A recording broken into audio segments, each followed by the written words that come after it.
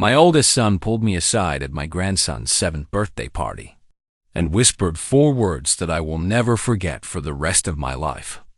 Get everyone out. Now. Not loud. Not panicked. The way Marcus talks when he means it. Low. Controlled. The voice he uses on the job. I looked at him. His jaw was set. His eyes were scanning the room the way they always do. Exits, windows, faces. 22 years in federal law enforcement will do that to a man. You stop seeing rooms the way regular people see them. You start seeing everything that could go wrong. I said, Marcus, what? He put his hand on my arm. Firm. Dad, please, get everyone out of the house. Tell them there's a gas leak. Tell them anything, but get them out. I'll explain outside. My grandson Elijah was blowing out candles on a Batman cake. 7 years old. Laughing. My daughter-in-law Renee was recording on her phone. My youngest son Darnell was already reaching for a slice. My neighbor Miss Evelyn was sitting in the corner with a paper plate on her knee. And my second son's wife, Brenda, was standing in the kitchen doorway, smiling at me. The way she always smiled at me. I need you to stay with me through the whole thing, because what happened at that birthday party? If Marcus hadn't been there, I might not be here telling you this. Before I tell you what happened next, I need to know something. Where are you right now? What city? What time? Drop it below. I want to know who's out there tonight, listening to this with me. My name is Cornelius James Whitfield. I'm 67 years old. I spent 31 years working on cargo ships in the Atlantic and Gulf of Mexico, merchant marine out of the port of Savannah, Georgia. I retired in 2019 with a pension, a paid-off house on Habersham Street, and 2 bad knees that remind me every morning that I earned every dollar I made. My wife, Gloria May Whitfield, passed 2 years ago. Pancreatic cancer. 11 weeks from diagnosis to burial. The fastest and the slowest 11 weeks of my life. Gloria and I raised 3 boys in that house.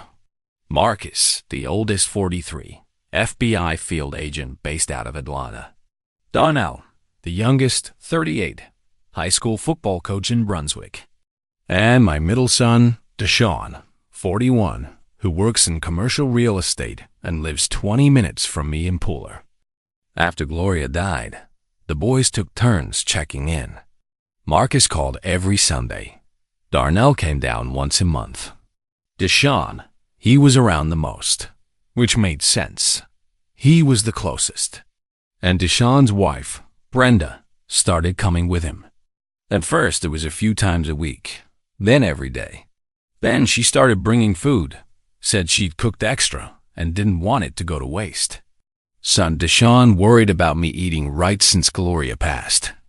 She'd come in the morning sometimes before Deshaun even got there, with groceries and a container of whatever she'd made the night before. I thought it was kindness. I was on lisinopril for blood pressure, metformin for my sugar, and a baby aspirin every morning. The same routine since my cardiologist at St. Joseph's put me on it in 2020 after a minor cardiac event. 4 pills in the morning, 2 at night. Brenda started keeping track. Said it was easier since she was there anyway. She'd count them out for me. Set them next to my orange juice. Make sure I took them before she left. I let her. Because I was lonely, and she was family. And sometimes when you're lonely enough, you mistake attention for love. I should have paid more attention to what I was actually feeling. For about 4 months before Elijah's birthday party, I had been off. That's the only word I had for it. Off. I woke up most mornings feeling like I hadn't slept at all. My hands had a tremor some days. Not bad, but enough that I noticed. My vision would go soft around the edges sometimes, especially in the afternoon. I mentioned it to my regular doctor at the VA clinic on Eisenhower Drive, and he adjusted my blood pressure medication. Said it was probably the dosage. Said to give it a few weeks. I gave it a few weeks. It didn't get better. It got worse, but I told myself it was age. I told myself it was grief. I told myself Gloria's absence was doing something to my body that medicine couldn't fix. 67 years old, widowed, alone in a house full of her things. What did I expect to feel like? So I kept taking the pills Brenda set out for me, and I kept feeling worse. Elijah's birthday party was on a Saturday in October. Deshawn and Brenda hosted it at my house because they said Elijah loved my backyard, which was true. That boy had been running around my yard since he could walk. Gloria had put in a tire swing back there when Deshawn and Brenda first had him. Elijah called it Grandma's swing, even now. The party was small, maybe 15 people. Family, a few of the boys' friends from school, Miss Evelyn from next door, who had known our family for 20 years. Marcus drove up from Atlanta that morning. He hadn't been to Savannah in 3 months. His caseload had been heavy, he said, but he came for Elijah. Marcus always came when it counted. He got there about an hour before the party started. I was in the kitchen. He hugged me, set his bag down, and then stepped back and looked at me the way a doctor looks at a patient. "Pop, you look tired." "I am tired," I said. "I'm 67. He didn't laugh. He kept looking. "You losing weight?" I hadn't stepped on a scale in weeks. But now that he said it, my pants had been sitting different.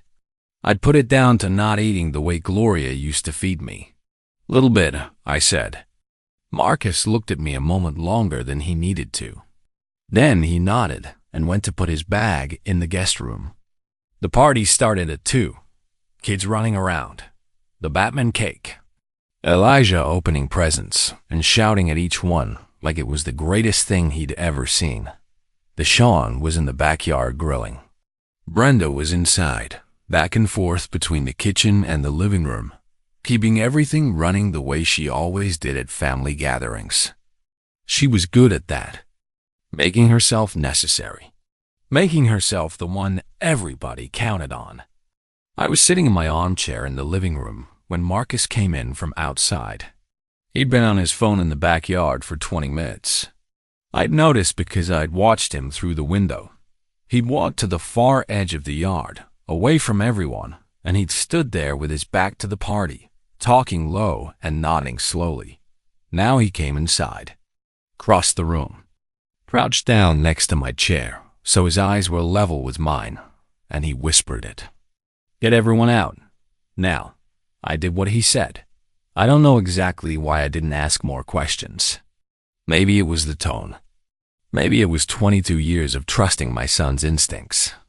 Maybe it was something in my body that had been trying to tell me something for months and finally had a reason to listen. I stood up, walked to the middle of the living room, said there might be a gas issue. I'd been smelling something from the basement. I didn't want to take any chances with the kids in the house.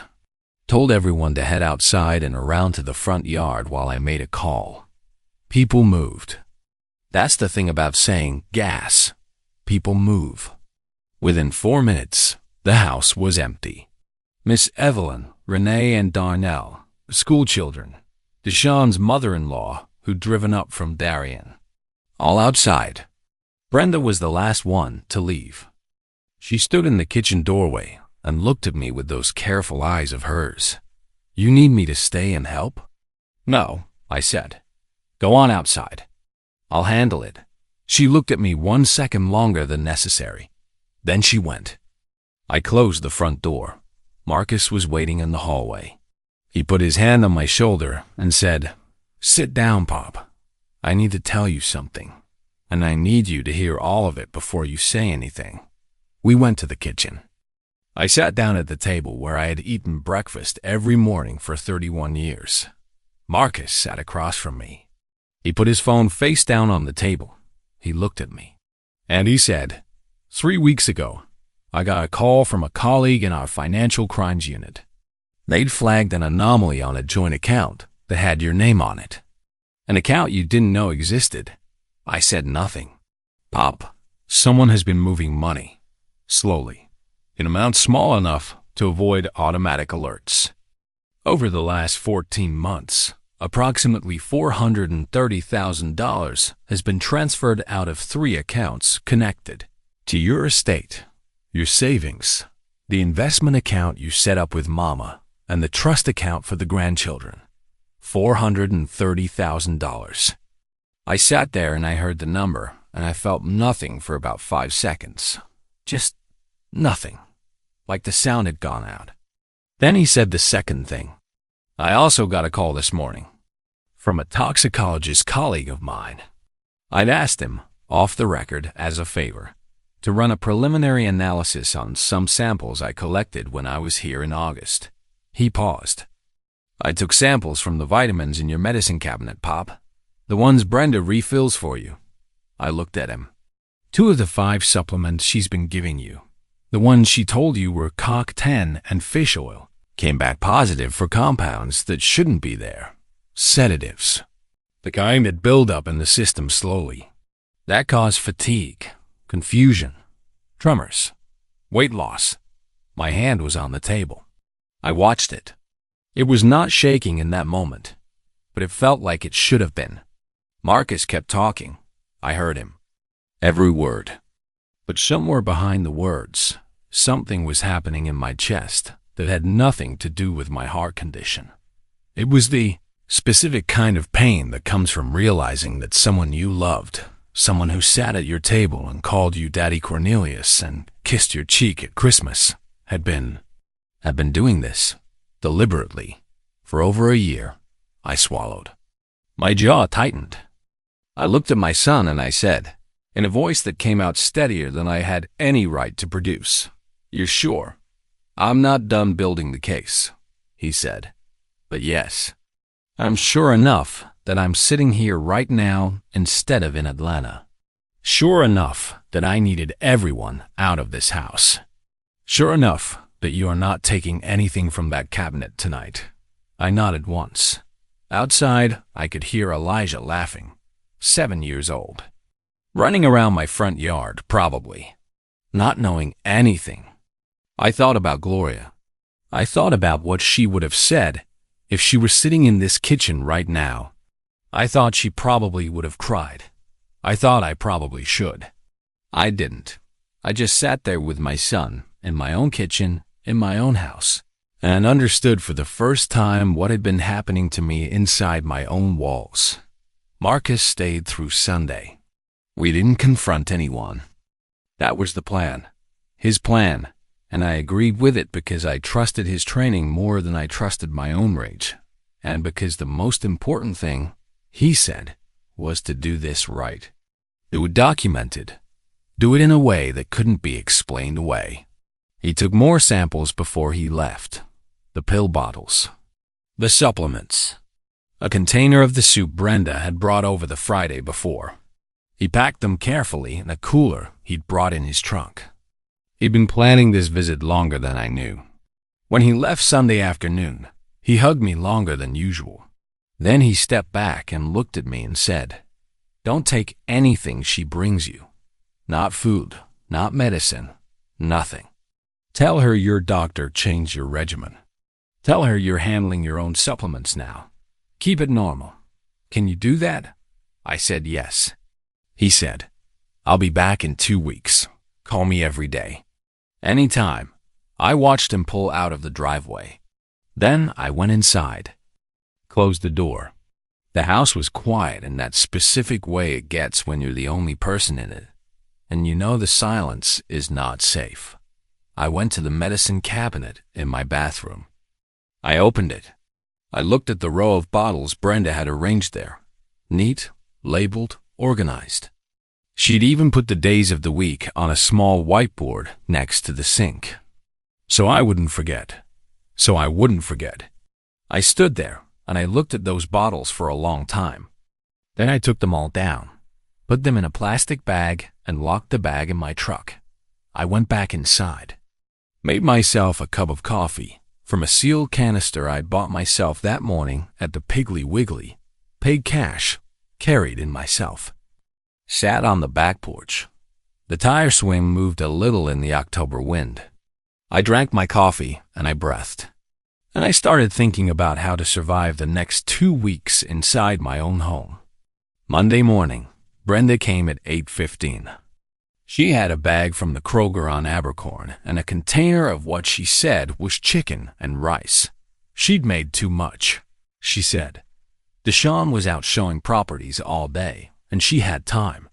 She set the bag on the counter, started unloading, chattering about Elijah's party, about how much he'd loved the Batman cake, about how Miss Evelyn had stayed outside talking for an hour, even after the gas scare, and wasn't that just like her? I sat at the kitchen table and watched her move around my kitchen. I had known this woman for 16 years. She and Deshaun had been together since they were in their mid-20s. I had danced with her at their wedding. I had held her hand in the delivery room waiting area when Elijah was born. Deshaun had been a wreck, shaking like a leaf, and Brenda's mother hadn't made it in time, so I was the one there, the one who said, "It's going to be fine, son, it's going to be fine." I sat at the kitchen table, and I watched her, and I tried to find the woman I thought I knew inside the one moving around my kitchen. She turned around and set a glass of orange juice in front of me. Then she reached into her purse. "I picked up your Cock 10. The pharmacy had the right brand this time." She set the bottle on the table next to the juice. I looked at it. I looked at her. I picked up the bottle, turned it over, nodded slowly, the way a man nods when something makes sense to him. "My doctor actually called Friday," I said, after Marcus left. Said, "He wants me off most of the supplements for now. Says they might be interfering with the new blood pressure dosage. So I just stick to the prescribed medications for a while." She looked at me. Not long. Half a second, maybe. But I was watching for it. "Oh," she said. "Okay, that makes sense." She picked the bottle back up, slipped it into her purse. "Well," she said, "the juice is still good for you." She smiled. "Fresh squeezed." "I did it myself this morning." I smiled back. "I'm going to wait on that too," I said. "Doctor said nothing acidic until we get the new reading sorted." "I've got water." She held the smile. "Of course," she said. "Of course. You do what the doctor says." She stayed about 40 minutes. Talked about Deshaun's new listing, about Elijah's upcoming school play, about Thanksgiving, and how she was thinking of doing it at their place this year instead of mine. "Give me a rest," she said. "Let me be taken care of for once." I nodded at everything she said, asked the right questions, laughed at the right moments. When she left, I locked the door behind her, stood with my back against it. My hands were steady, but my chest felt like something had been pressing on it for the last 40 minutes and had only just lifted. I went to the kitchen, poured the orange juice down the drain. Then I sat at the table and wrote down every detail of the morning in a small notebook I'd started keeping in my shirt pocket. Time, what she brought, what she said, what I said, what she did when I turned down the supplements. That half-second look, I wrote it down. Because Marcus was right. This had to be documented. This had to be airtight. And I had to keep breathing long enough to make sure it was. I called Marcus that evening, told him about the bottle, about the juice, about the look. He was quiet for a moment. Then he said, "You did exactly right." "How long?" I asked. "For the financial investigation, our forensic accountant needs another 10 to 14 days. For the toxicology, I'm pushing for faster." "Pop, I need to ask you something, and I need you to answer me honestly." "Go ahead. How are you feeling right now? Physically?" "Today, since you didn't take anything, I thought about it. It had been 2 days since I'd stopped taking the supplements Brenda brought. My morning had been clearer than most mornings in recent memory. The tremor in my hand had been almost nothing. My vision hadn't gone soft all day. "Better," I said. "I feel better than I have in months." Marcus made a sound on the phone that wasn't quite a word. Something between relief and anger. "Okay," he said. Okay, 2 more weeks. Just 2 more weeks, Pop? Can you hold on? I looked out the kitchen window at the backyard, at the tire swing in the dark. I held on 31 years at sea, I said. I can hold on 2 weeks. He said he loved me. I said I loved him too. I hung up and sat in the kitchen until the clock on the wall said 10:15. Then I went to my bedroom. Checked the lock on the door out of habit. Old sailor's habit. Checking everything before you sleep, and I lay down. I didn't sleep right away. I lay there and thought about the money. $430,000. The account I didn't know existed. Gloria's investment account. The grandchildren's trust. The grandchildren's trust. That was Gloria's. She had set that up herself. 4 years before she got sick, like she knew something was coming, like she always seemed to know. She had sat with the estate attorney on Bull Street and made sure those grandchildren would have something for college, she said. Or for a house someday. Or for whatever they needed that we might not be around to give them. She had done that. And someone had been moving it. I lay in the dark and let that sit on my chest. Then I made myself breathe. In through the nose. Out through the mouth. The way the ship's medic taught me 30 years ago when I was young and scared in rough water and didn't want anyone to see it. You can be scared, the man had told me. Just don't let the fear make the decisions. I held on to that, closed my eyes, and waited for morning. The next 10 days were the longest of my life, and I've had some long ones. I settled into a routine that had 2 layers, the one Brenda could see and the one happening underneath it. On the surface, I was Cornelius Whitfield, aging widower, grateful for the attention, a little tired, nothing unusual. I let Brenda come. I let her cook. I ate what I brought myself and left her food untouched, claiming I'd already eaten or that my stomach had been sensitive. I let her talk. I smiled. I asked about Elijah. Underneath, I was documenting everything. The notebook filled up fast. I started a second one. Date, time, what she brought, what she said, what I declined, how she reacted. Every visit logged. I called the estate attorney on Bull Street, a man named Harold Pruitt, who had known our family since before Marcus was born, who had helped Gloria set up that grandchildren's trust. I called him from the packing lot of the Kroger, sitting in my truck, because I didn't want to make calls from inside the house.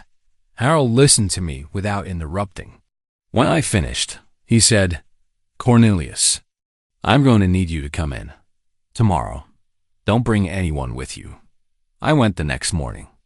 Told Brenda, when she called to say she was coming by, that I had a VA appointment. She said she'd come by in the afternoon instead. Harold had pulled the account records. It was worse than Marcus had said, not in amount, but in method. Whoever had set up the accounts had used documents. My signature on 2 of them. I looked at the copies Harold showed me. I did not recognize those signatures as mine. Harold looked at me over his glasses and said, "Cornelius, are you safe at home right now?" I said, "I'm working on it." He said, "I'm going to make some calls." The aliato I hadn't expected came through the back door. Literally. My neighbor across the alley, a man named Clifford Eugene Odom, had been my friend since 1994. We had watched our children grow up through chain-link fences and shared a grill at least once a month for 30 years. He was 72, retired postal service, walked with a slight limp from a knee surgery 2 years back, and was the sharpest person I knew in terms of simply paying attention to what was in front of him. Cliff had noticed things. He came to my back gate on a Wednesday evening, like he did sometimes, to see if I wanted company. I let him in. We sat on the porch. And after a few minutes of quiet, he said, "Cornelius, I'm going to say something to you, and I need you to not get offended. Go ahead. That woman who comes to your house every morning. Deshawn's wife, Brenda. I've been watching her." He said it matter-of-factly, the way men say things when they've been deciding for a while whether to say them at all. She goes through your mail before she brings it inside. I can see it from my kitchen window. She stands at the mailbox, and she goes through it before she goes in. Every time. I was quiet. And 2 weeks ago, Cliff said, I saw her in your driveway. Early. Before 7. You weren't up yet. I don't think. She was looking at something on her phone, and she took pictures of something inside your truck. Through the window. I kept my face still. Okay, I said. Okay? He looked at me. That's all you gotta say? I mean, I hear you, Cliff, and I'm grateful you told me. He studied me for a long moment. Then, you already know something's wrong. It wasn't a question. I do, I said. Marcus is working on it. Cliff nodded slowly.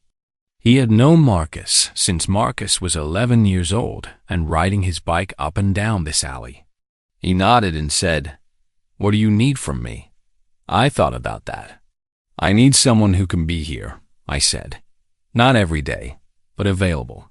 If something changes and I need to get out of this house fast, I need to know there's somewhere close to go. He said, My guest room is made up. I exhaled. And, he said, I want you to take this. He reached into the pocket of his jacket and set a small flip phone on the table between us, an old prepaid. It's activated. I loaded $60 of minutes on it. My number is the only one saved in it. If something happens and you can't use your regular phone, you use that. I picked it up. It was small enough to fit in my front pocket. Thank you, I said. Don't thank me, he said. Just stay alive long enough for Marcus to do what he's doing. We sat on that porch until the sun went all the way down. Didn't talk much. Just two old men in the dark, which was sometimes the best kind of company. It was day 11 when things almost went wrong.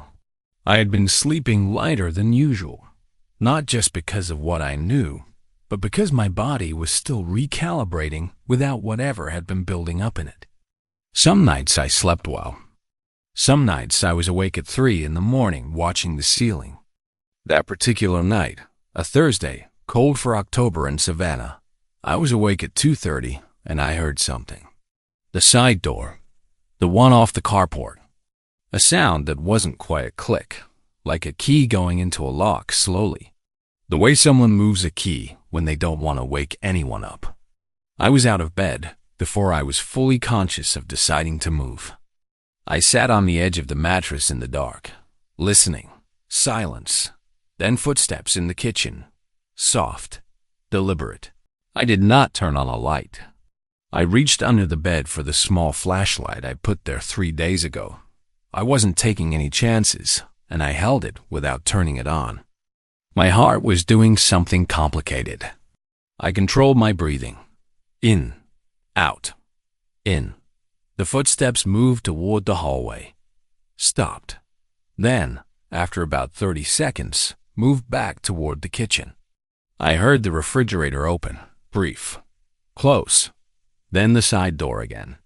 The same careful sound. Then nothing. I sat on the edge of my bed in the dark for 10 full minutes before I moved. Then I went to the kitchen, turned on the light. My medication bottles, the real ones, my prescribed lisinopril and metformin that I kept in the kitchen cabinet, had been moved. They were in a different position than I'd left them.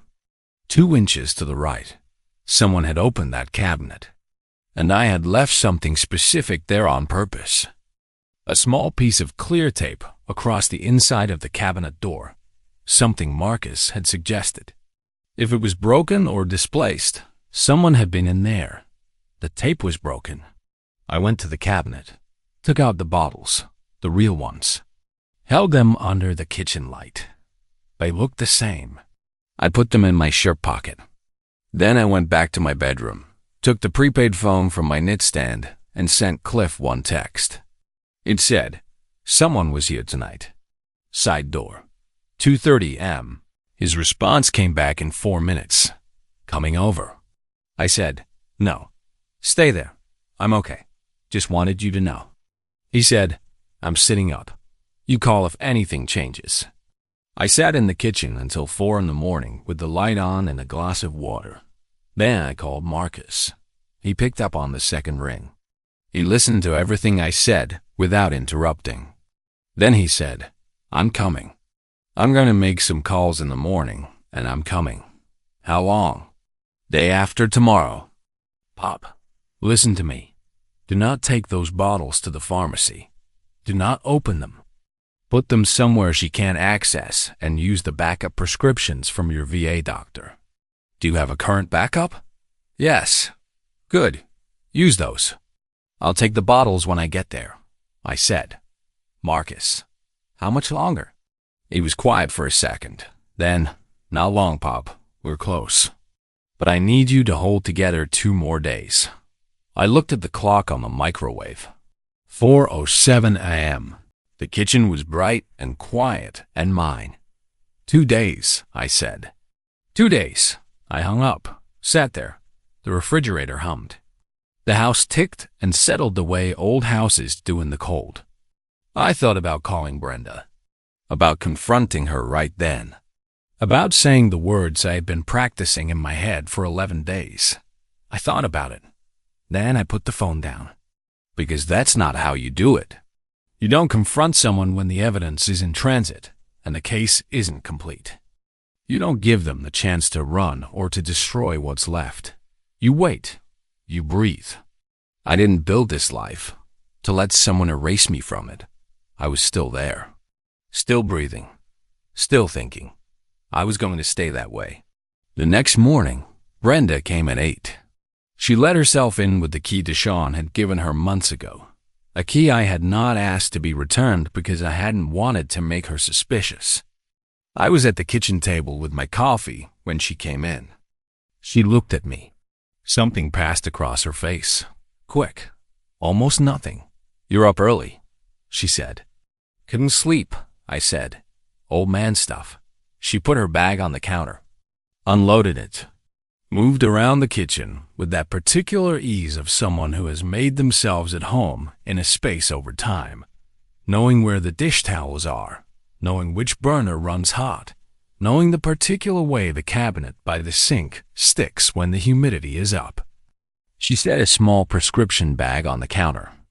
I picked up your refill, she said. The pharmacy called Deshawn since you'd had him listed as the secondary contact. I hope that's okay. I was right there, so I grabbed it. She pushed the bag toward me. I looked at it. Then I looked at her. Thank you, I said. I'll check it against what my VA doctor sent over. He was adjusting some things. Of course, she smiled. You want breakfast? I brought eggs. I already ate, I said. She nodded. Kept moving. Made herself coffee. Asked about my sleep. I answered everything she asked. And I watched her, the way I had been watching the horizon on the water for 31 years steady, patient, looking for the thing that was coming before it arrived. She stayed an hour. When she left, I locked the door. Then I sat at the table and I opened the notebook. And I wrote down every word.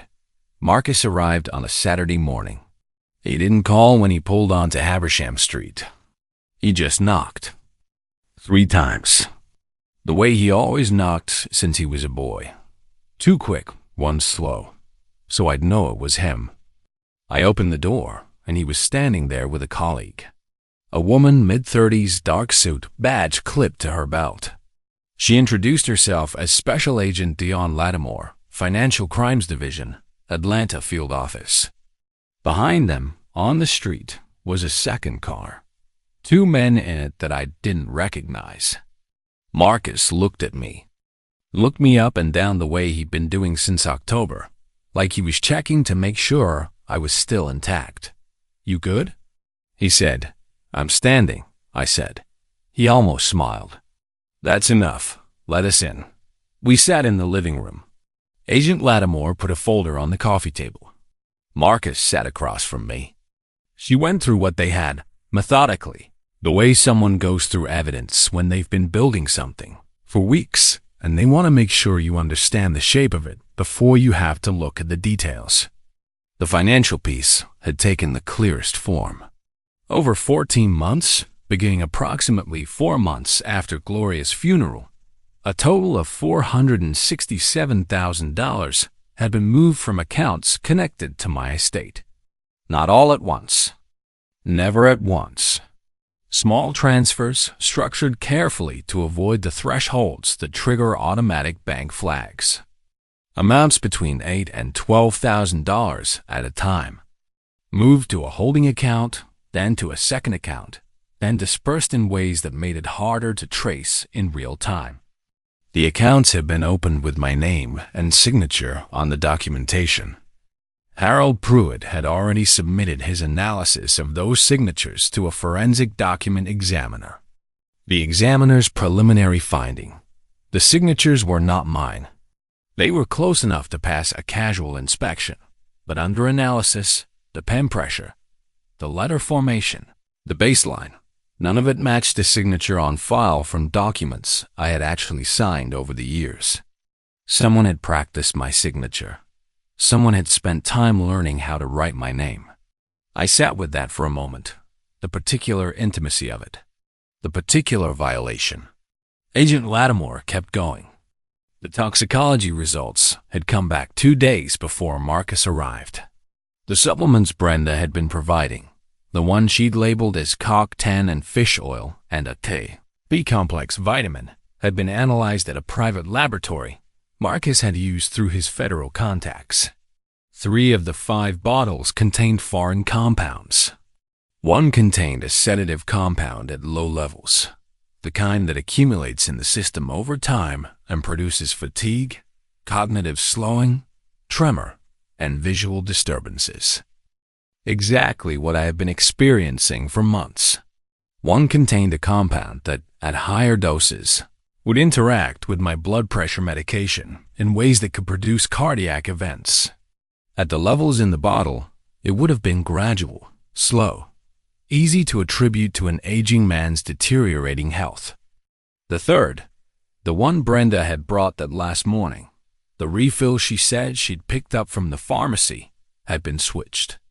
The bottle bore my pharmacy's label, but the pills inside were not what the label said. Marcus had taken that bottle when I handed it to him at the door. I sat in my living room and heard all of this, and I did not say a word until Agent Lattimore finished. Then I said, "My son, Deshawn." How much of this did he know? Marcus and Agent Lattimore looked at each other, just briefly.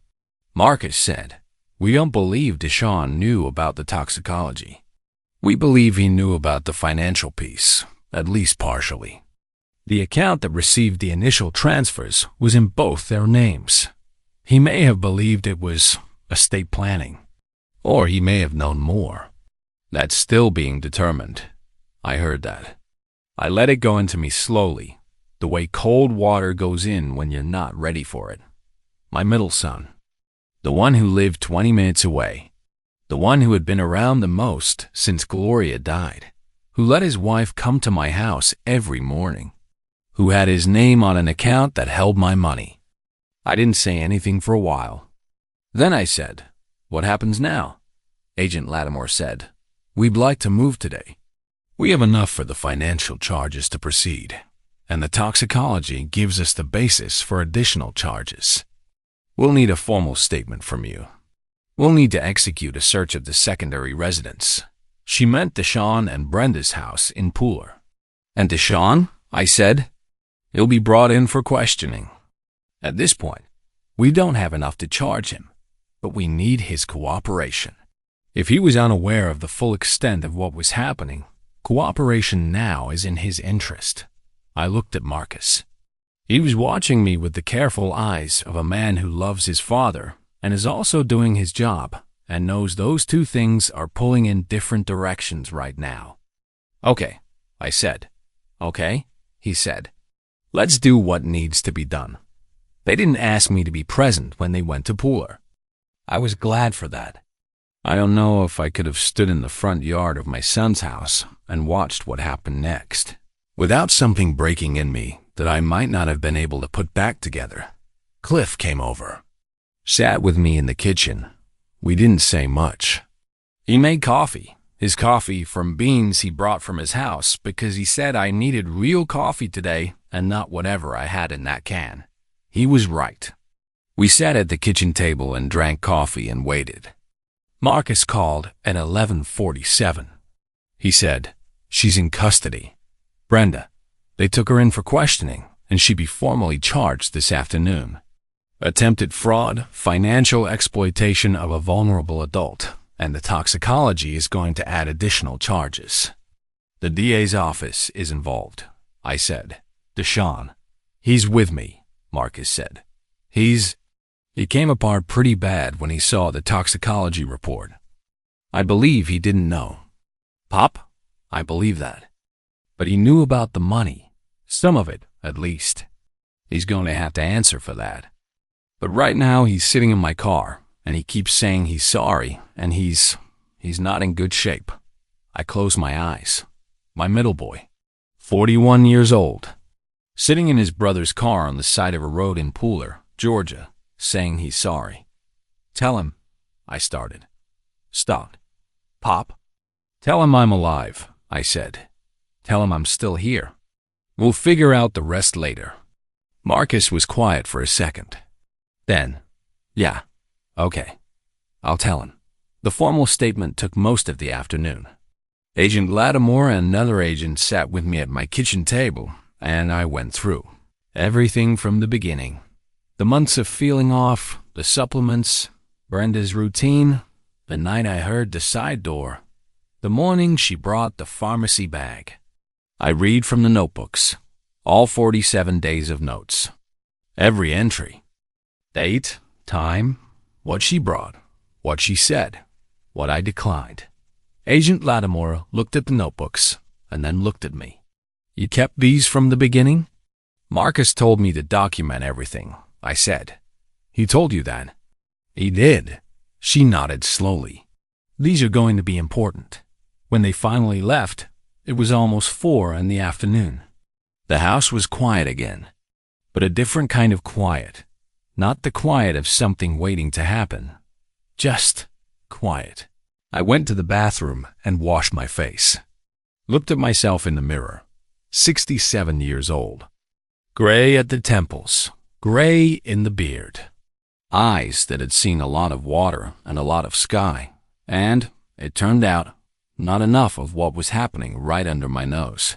I looked at myself for a long time. I didn't feel anger. Not yet. Maybe later. Maybe anger would come when the shock had more room to move. What I felt right then was something harder to name. Something close to grief. The specific grief of losing someone who is still alive, of having to reckon with the fact that the person who sat at your table and called you, Daddy Cornelius, had calculated, deliberately, how long it would take to make you sick enough that no one would question it when you stopped being here. And the grief of my son, my Deshaun, who had let it happen. Maybe not knowing everything, but knowing something, and staying quiet, and keeping his name on an account. The hardest part wasn't the fear. The hardest part was mourning people who were still breathing. I dried my face, went back to the kitchen. Cliff was still there. He handed me a fresh cup of coffee and didn't say a word about what I looked like, which was probably the most respectful thing anyone could have done. We sat until the light outside went orange and then dark. "I want to ask you something. I want you to really think about it. If you were sitting in that kitchen and you found out that someone you had welcomed into your home, someone who knew where you kept your medicine, who knew your routines, who knew how to write your name, had been doing this to you slowly for over a year, what would you have done? Tell me in the comments, because I think about it. I think about what would have happened if Marcus hadn't come to that birthday party, if he hadn't been paying attention, if he hadn't made that call in August just because something in him said something was wrong. I think about the version of this story where nobody notices. Tell me what you think you would do. Brenda was formally charged 11 days after her arrest. Financial exploitation of an elderly adult, fraudulent use of personal identification, and 2 counts related to the toxicology, charges that the DA's office was still refining when the case went to the magistrate. Her attorney entered a not guilty plea. The case would take time. I understood then. The law moves the way it moves. I wasn't going to spend whatever energy I had left chasing her through a courthouse. Deshawn was not charged. He cooperated fully with the investigation, submitted to financial auditing, and signed documents that facilitated the return of a significant portion of the transferred funds. Harold Pruitt handled the civil side. Marcus made sure the process was thorough. Deshawn called me from the parking lot of his attorney's office on a Tuesday afternoon, 3 weeks after everything came apart. He said, "Pop, I don't know where to start." I said, "Then don't start. Just listen for a minute." He was quiet. "I'm not going to tell you what you did was okay," I said. "It wasn't. You had your name on those accounts, and you are not a stupid man, Deshawn. Whatever you knew and whatever you told yourself you didn't know, that's something you're going to have to sit with for a long time. I can't carry that for you." He said, "I know. But you're my son," I said. "And you didn't know about the medicine." I believe that. And when Marcus put that report in front of you, you didn't hesitate. You helped. He was crying by then. I could hear it. "I'm not shutting you out," I said. "But things are going to be different. And it's going to take time." "You understand that?" He said he did. I said, "Go home. Take care of Elijah. We'll talk more when I'm ready." I hung up the phone, sat in the kitchen. The clock on the microwave said 3:22 p.m. Outside, a car went by on Habersham Street. A dog barked somewhere down the block. A regular Tuesday afternoon in Savannah, Georgia. I was in it. Still here. Still in it. The first thing I did was change every lock on the house. A locksmith from a company I found myself. Not one Deshawn had ever recommended. Not one Brenda had ever mentioned. Came on a Thursday and replaced every exterior lock. New keys. 3 copies. One for me, one for Marcus, one in the lockbox at Harold Pruitt's office on Bull Street. The second thing was the accounts. Harold and I spent a full day with a financial advisor from a firm in downtown Savannah. Someone Harold trusted. Someone I had never met through Deshawn or Brenda. Going through everything. Every account. Every investment. The grandchildren's trust was restored as fully as the civil proceedings allowed, which was most of it. The rest was subject to ongoing legal recovery. Gloria's trust. The thing she had built for those grandchildren. I sat in that advisor's office and thought about her. About how she had sat across from Harold 4 years before she got sick and made sure those kids would have something. How she had been thinking about them when most people would have been thinking about themselves. I thought, she built that. And somebody tried to take it. And it's still here, mostly. And so I signed the new documents. Walked out into the November afternoon. The squares in downtown Savannah were full of leaves. Tourists moving through them. An old city going about its business. I stood on the sidewalk outside Harold's office and breathed in the cold air. Just breathed. Miss Evelyn brought me a sweet potato pie the week before Thanksgiving.